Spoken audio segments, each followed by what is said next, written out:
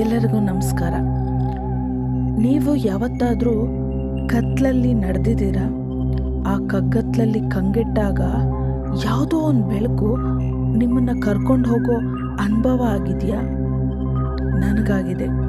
ನಮ್ಮೂರಿನ ಸೇತುವೆ ಕೆಳಗೆ ಕಾಣಿಸಿದ ಆ ಬೆಳಕಿನ ಕತೆ ಹೇಳ್ತೀನಿ. ನಾನವಾಗ PUC ಓದ್ತಾ ಇದ್ದೆ. ರಜೆ ದಿನಗಳಲ್ಲಿ ಜಾಬ್ ಮಾಡ್ತಾ ಇದ್ದೆ.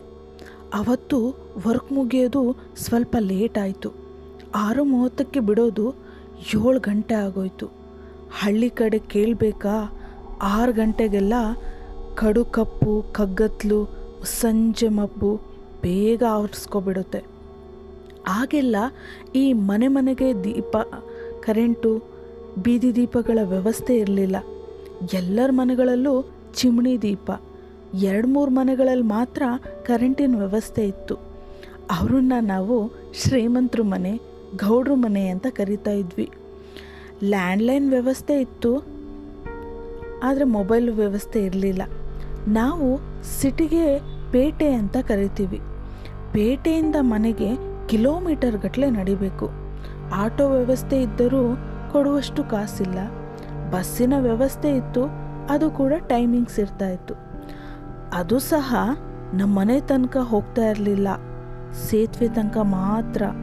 ಅಲ್ಲಿಂದ ನಡೆದುಕೊಂಡು ಹೋಗಬೇಕಿತ್ತು.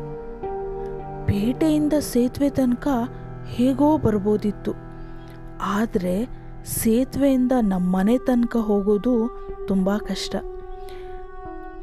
ಆ ದಾರಿ ತುಂಬ ಭಯಾನಕವಾಗಿದೆ.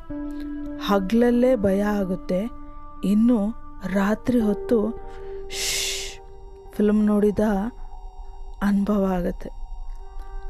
ಸೇತುವೆ ಇಳಿದ್ರೆ ಕಿರುದಾರಿ. ಆ ಕಿರುದಾರಿ ಹೇಗಿದೆ ಅಂದರೆ, ಈ ಕಡೆ ಬಿದಿರು ಮಟ್ಟಿ, ಆ ಕಡೆ ತೋಟ, ಗದ್ದೆ, ನೀಲಗಿರಿ ಮರಗಳು, ಮಧ್ಯದಲ್ಲಿ ಮರಳಿನ ಕಿರುದಾರಿ. ಆ ಕಿರುದಾರಿ ಇಳಿದ್ರೆ ಹೊಳೆಯನ್ನು ದಾಟಿ ಮೇಲಕ್ಕೆ ಬಂದರೆ ಸ್ಮಶಾನದ ರೋಡು. ಆ ಸ್ಮಶಾನದ ರೋಡ್ ಹೇಗಿದೆ ಗೊತ್ತಾ? ರೈಟ್ ಸೈಡಲ್ಲಿ ಸ್ಮಶಾನ, ಲೆಫ್ಟ್ ಸೈಡಲ್ಲಿ ತೋಟಗಳು, ಮರಗಳೆಲ್ಲ ಇದ್ದಾವೆ. ಮಧ್ಯದಲ್ಲಿ ಮಣ್ಣಿನ ರೋಡು.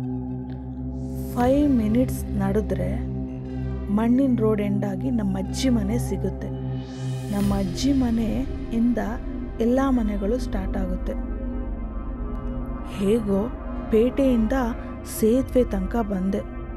ಸೇತುವೆ ಇಳಿಯುವಾಗ ಎದೆಯಲ್ಲಿ ಡವ ಶುರುವಾಯಿತು. ಸುತ್ತಲೂ ನೋಡಿದೆ, ಯಾರೊಬ್ಬರೂ ಕಾಣಿಸ್ತಾ ಇಲ್ಲ, ಯಾವುದೊಂದು ವೆಹಿಕಲ್ಲು ಬರ್ತಾ ಇಲ್ಲ. ಕಣ್ಣಿಗೆ ಬಟ್ಟೆ ಕಟ್ಟಿದರೆ ಹೇಗೆ ಇರುತ್ತೋ ಹಾಗಿತ್ತು ಕತ್ತಲು.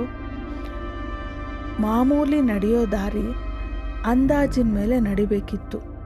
ಹೇಗೋ ಗಟ್ಟಿ ಮನಸ್ಸು ಮಾಡಿ ಸೇತುವೆನ ಇಳಿದೆ. ಕಿರುದಾರಿಯಲ್ಲಿ ನಿಂತ್ಕೊಂಡೆ. ಮುಂದೆ ಏನಾಯಿತು, ಯಾರೆಲ್ಲ ಕಣ್ಮುಂದೆ ಬಂದರು, ಏನೆಲ್ಲ ಕಣ್ಮುಂದೆ ಬಂತು ಹೇಳ್ತೀನಿ ಮುಂದಿನ ವಿಡಿಯೋದಲ್ಲಿ. ಕಾಯ್ತಾ ಇರಿ. ನಾನು ನಿಮ್ಮ ಶ್ವೇತಾ ತೀರ್ಥಹಳ್ಳಿ.